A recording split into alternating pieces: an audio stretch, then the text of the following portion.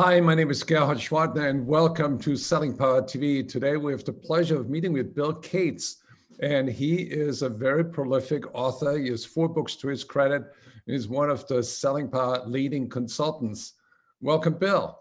Hey, Gerhard, great to be with you here. And just to let people know, it's not Bill Gates with a G. Yeah, I missed it by 1 letter. Look, Bill Gates may have a lot of money. Bill Cates, that's me. I'm going to help you make a lot of money. How's that sound? The world has changed, and I'd like to know, what do you see as the biggest challenges salespeople are facing today? Well, Gerhard, there are really 2 big challenges that I see these days. First of all, I call it marketing message overload, meaning it's been estimated that the average person receives 3,000 marketing messages a day. I mean, that's a lot of messages through email and all kinds of ways. And so no wonder people have put barriers up for us reaching them. So just getting through. And in fact, the subtitle of my book, Radical Relevance, really says it all. Sharpen your marketing message, cut through the noise, and win more ideal clients. So the first thing you got to do is make sure you cut through all that marketing message overload.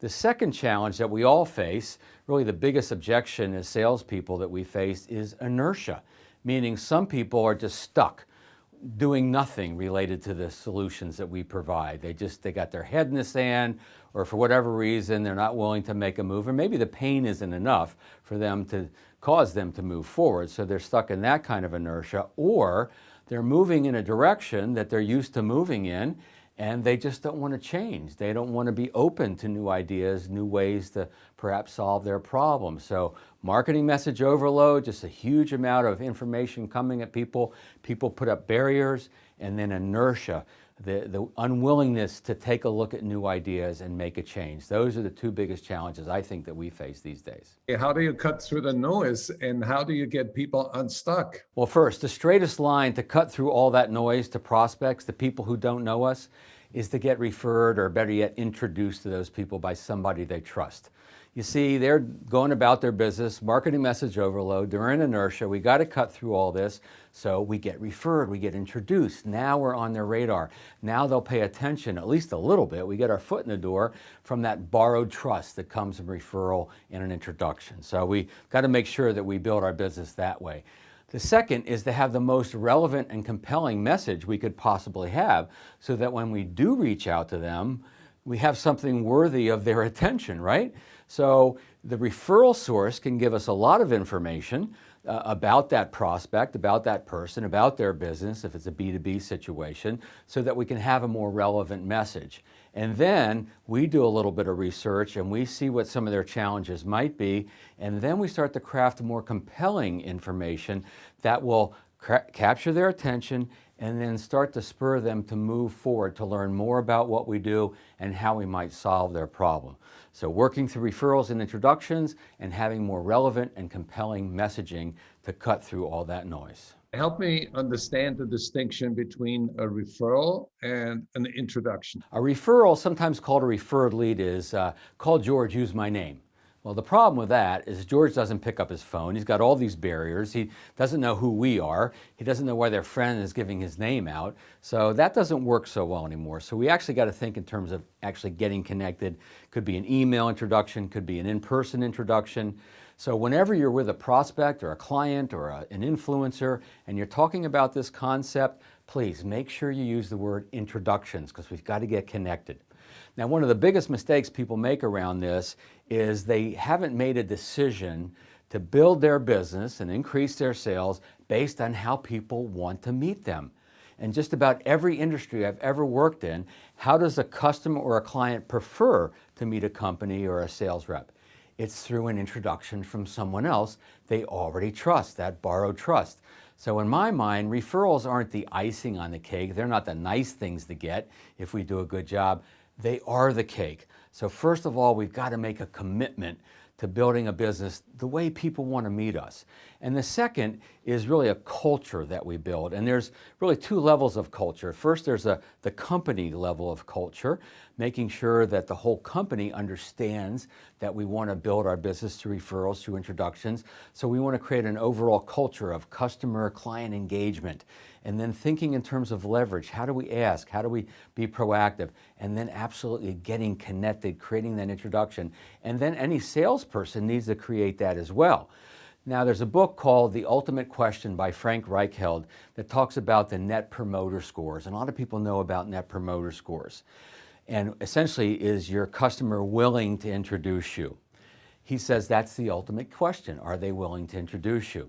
Now, I contend that's not the ultimate question. The ultimate question is, are they doing it? Are they connecting you? Have you created a culture of being super referable? Have you created a culture of leverage and connection so that you're asking for these opportunities and have processes in place to encourage and facilitate those opportunities? So that's how you build a business, based on how people want to meet you. Let's shift the conversation to your latest book that came out late last year, Radical Relevance, and it has been nominated as one of the highly recommended books at Selling Power. And how can you use relevance to break through the clutter and make yourself indispensable? Well, the first thing is to narrow your focus, to narrow your perspective, not try to be all things to all people. You've heard that before.